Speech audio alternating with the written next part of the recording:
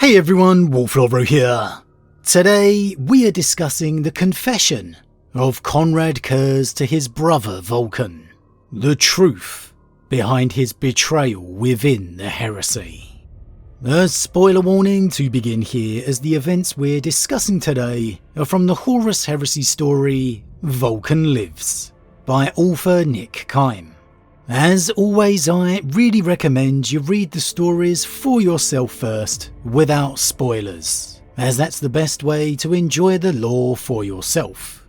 But with that said, let's just jump straight in. Okay, so if you caught the last upload or follow me on Instagram, you'll know I've been in the mood lately to reread some Vulkan lore. Because, well, who doesn't love reading about Vulkan?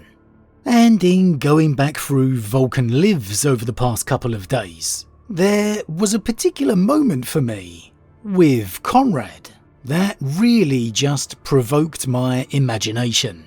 That got me thinking.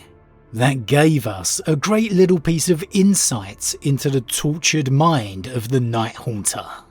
It takes place during Vulkan's post-Istvan imprisonment by Konrad, when he became well and truly lost in his descent to madness.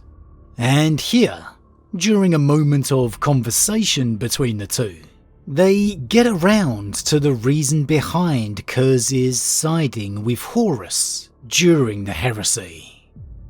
My legion, my voice wavered. I had no knowledge of what had become of my sons. Destroyed, Vulkan. They're all dead. You have no legion. I wanted to kill him. I imagined making the impossible leap and wrapping my hands around Curze's throat, squeezing until all life had left his eyes. As my fists clenched of their own volition, as my jaw locked tight, I saw the smile on my brother's face, and knew then the lie in his words. No, they're not. They live. Curze gave an amused snort. Yes, they are still alive. At least I think they are. Much diminished though, and without you to guide them, well, I fear for them, Vulkan. These are trying times. Our fealty has been besmirched. Our father lied to us. He lied to you. Cleave to his side or cleave open his side. Those are the only roads for us now. Which one do you think the salamanders will choose, brother? After all, you are such a pragmatic race. Honor or survival? Curze sucked his teeth. He was mocking me. Difficult. What have you done? You sound anguished, brother. My teeth clenched as the image of cradling Nemetor in my arms returned. What have you done? The Night Haunter leaned forwards, and the light from the loom strips above struck the lineaments of his face, describing them in white. We killed you, he grinned, eyes mad with glee as he remembered the slaughter. Cut you down like swine. I swear, the surprise on your face was priceless. We were brothers. We are brothers still. Horus has gone mad. I shook my head, the anger bleeding away like the ice melting off my body. Why? Because we were sold a false dream by a false god. We were lied to. And Curze's fake solemnity collapsed into sarcastic laughter. I'm sorry, brother. I tried to maintain the facade as long as I could. I don't care about any of that. I really don't. You know, there is a cancer in some men. I've seen it. Rapists, murderers, thieves. Nostramo was overrun with them. Even when you try to stamp it out, like a disease it returns. If you'd seen what I've seen. For a moment, my brother's gaze went to a distant place, as if he were remembering, before his attention came back to me. Some men are just evil, Vulkan. There is no why. It just is. Gluttony, sloth, lust. I am intimately acquainted with the sins of man. Which one do you think we were guilty of? Pride? Wrath? Was it greed that drove our father's urge to reconquer the galaxy in his name and call it liberation? Terror just wasn't enough. I see your sin, Curze. It's envy. No, it isn't. It's the burden of knowing the future and being rendered powerless to do anything about it. I am cursed, brother, and so I must sin. This is the perfect representation of what Curze has become by this point in his life. A strange mixture between the man that was Konrad Curze and the insane Night Haunter that he had become. You can see at the beginning there, it's the Night Haunter aspect of Curze's personality that's partaking in the conversation. The manic, sadistic enjoyment at the situation. The betrayal and massacre of Vulkan's Legion. And then, how he begins to give that standard response to why the traitors turned. The lies of the Emperor. But of course that means nothing to Konrad. And so he just can't go through with it. And as he begins to say the real reason, reveal that torment he's suffered, he can't help but that real part of himself coming through once again. The real Konrad that was. His mind immediately remembering everything. For a moment his brother's gaze went to a distant place, as if he were remembering. And then, as the real Curze is speaking, no longer the Night Haunter charade. Some men are just evil, Vulkan. There is no why. It just is. This is the scars of Nostromo. The crime-racked world Curze was immersed in his entire life. The world he grew on and attempted to save. Seeing again and again the worst sins of man up close. A world he gave his all to save, only to see it descend back into its sins the moment he left it. Seeing how it corrupted his legion from within, and how he was powerless to stop it.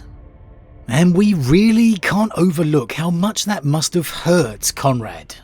How pivotal that was in his fall. Giving in to the Night Haunter persona. And then we finally get the true reason for his turn. His betrayal. It's the burden of knowing the future and being rendered powerless to do anything about it. I am cursed, brother, and so I must sin. I must sin. This is what it all comes back down to with Konrad. His belief that the future he foresaw was locked in, inescapable. That Nostromo was always doomed to fall, and he was always doomed to be killed by his father's assassin. And so, like an actor in a play, he simply had to play his part. And you can't help but see in a way that those moments of tragedy escape him. As here, with Vulkan briefly, when his mind looks back to the memories, and later, with Sanguinius, when he has a face of overwhelming horror at the thought that Sanguinius might just change the future. That Konrad simply doesn't know what's going to come next. And this moment helps us shed understanding on that later horror. Because if Sanguinius were successful then, if he indeed defied fate, everything Konrad had done would have been revealed to be done by his choice. Something he was convinced that he never had. Because we have to remember here, Konrad never chose to be the villain in his own mind. He did everything he did because he felt he had no other choice. That it was all preordained, and so he had to act the way he did. However, their interaction would continue. "You are a traitor," I told him. "Rabute will not stand by and allow this." Always Guilliman, isn't it? What is so lordly about that war accountant? At least Russ or Johnson have passion. Rabute fights battles with an abacus. He is rival enough to defeat Horus. His legion will... Rabute is gone. That little snipe is done. Don't cling to him for rescue. Dawn won't help you either. He's too busy being the Emperor's groundskeeper, hiding behind the palace walls. The wolf is too busy cutting off heads as our father's executioner, while the lion holds on to his secrets and has no special fondness for you. Who else will come? Not Ferrus, certainly. Nor Corax either. Even as we speak, I suspect he flees for deliverance. Sanguinius. Curze laughed cruelly. The angel is more cursed than I. The Khan? He does not wish to be found. So who is left? No one, Vulkan. None of them will come. You are simply not that important. You are alone. I'm not the one who fears isolation, Konrad. Curze didn't bite. He had waited for this meeting between us, planned every word and barb. He sighed. It doesn't matter why, Vulkan. All that matters is the here and now, and what happens next. And there it is. What happens next? Another confirmation that Curze is just playing his role, moving through the acts one by one, until he reaches his grand finale. I'm not sure if that makes Konrad more tragic or less, because in feeling he had no choice, of course he did make a choice. He chose to believe that the future couldn't be changed. He chose to believe he couldn't defy fate. In many ways, he chose to be a coward. Whereas Sanguinius chose to believe the opposite. He chose to defy his future. A saddened tale of what if.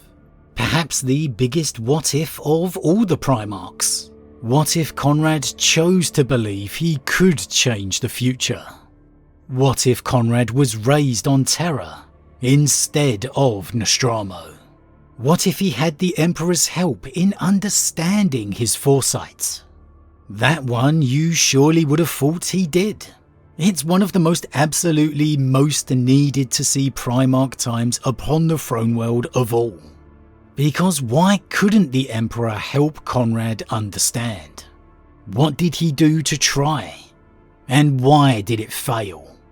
It's really one of the most needed Primarch Emperor short stories possible, or at least one of the most intriguing to see.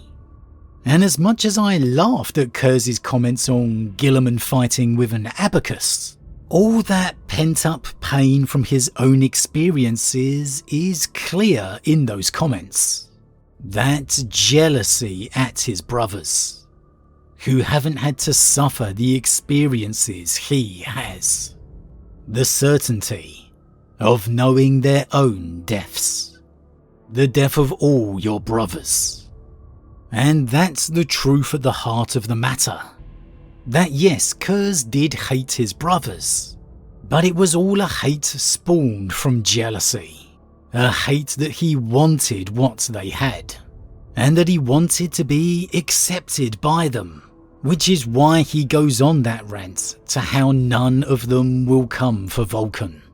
that he tries to make Vulkan feel as equally alone as he does. And Vulkan knows that, which is why he replies with, "It's not me who fears being alone." Because for all Curze's talents, he can't take away Vulkan's relationship with his fellow Primarchs, the bonds of trust that have been fostered, and remain. And again, as we said earlier, that's just what Curze wants to do at the end of the day. Bring his brothers down to his level. Make them feel like he does. It's very sad in its way. It's very poignant. But again, unfortunately for Konrad, he chose this course. He chose to believe he had no choice. He chose to believe he has to be the villain, which of course he didn't. Perhaps if we all suffered visions of our own future fates, we could understand why he made the choices he did.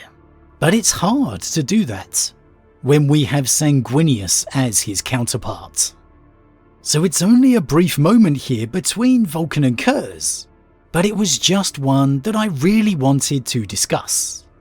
Because for me, it's the perfect encapsulation of the mind of Konrad. Those dual personalities that split him. A clear example of how he allowed his fate to be written, and to see how much that experience and time upon Nostramo affected him as well. How much that betrayal of his homeworld cost him. And as always everyone, what do you think? What do you think of Konrad giving in to his vision of the future? Was it something Curze could never escape? Or do you see him as solely responsible, given Sanguinius defied his? Do you think we need to see his time upon the throne world alongside his father, to see how the Emperor dealt with this matter, and why it failed? And do you think the impact of Nostramo was perhaps the defining element? That the fallen betrayal of the world he tried so hard to fix was just the final straw? But as always everyone, leave your thoughts in the comments below. A huge thank you to all my subscribers, your support truly means a lot to me, it really does. If you're new, please consider subscribing to help the channel grow. And if you enjoyed this particular vid, then why not drop a like on it too? But with that said, I am off, and I'll see you all again real soon.